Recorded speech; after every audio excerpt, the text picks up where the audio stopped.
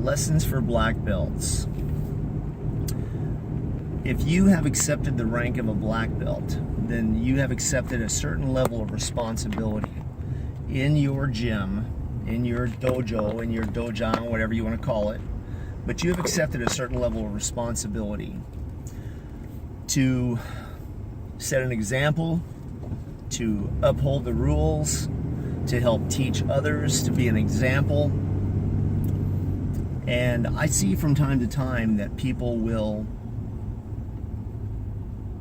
not want to use their rank. And then other times you get these people who are just complete jerks. You know, they want you to know that they're a black belt and they're in charge. And I don't like those people either. But had a young lady a while back who was just demonstrating the most selfish, spoiled attitude. Teenager, and everything is like, it's so hard, my life is so hard, you expect me to do something physical, and everything was just a problem for her.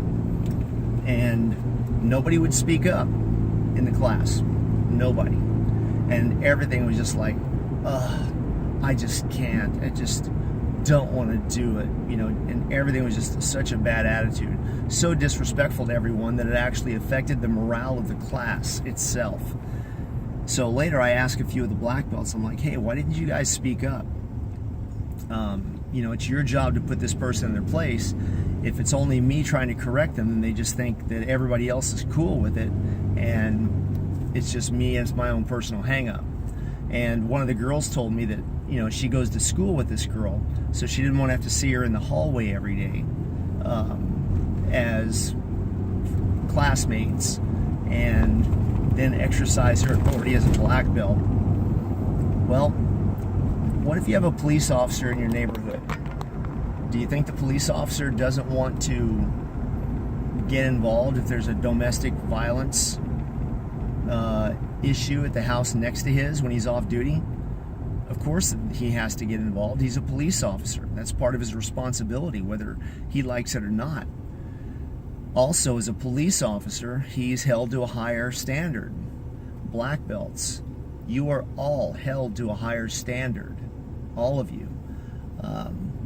This is something that a lot of black belts just don't get for some reason. Or no matter how many times I say it or your instructor says it, some of you might just be like, well, that doesn't mean me. I'm still not going to do anything. Because I know it's extremely difficult for me sometimes.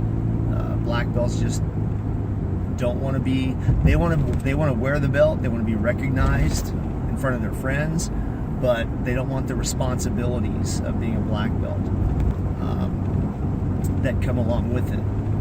And that is showing good character, being a person of high standards, setting a good example for other people, standing up for other people. Think about that, standing up for other people. That's important. If you can't stand up for somebody when they need you, what's the purpose of standing up for them once the incident is over? You're gonna give them a little sympathy hug or something? Because that doesn't work. So people need the black belts to speak up.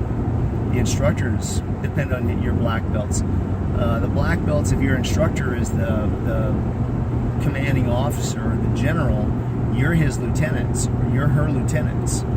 So she expects you to be their first line of security and be right there in front of them. And that doesn't help or doesn't work if you say, well, I don't want to be the one to have to say something because now I'm going to see this person at school.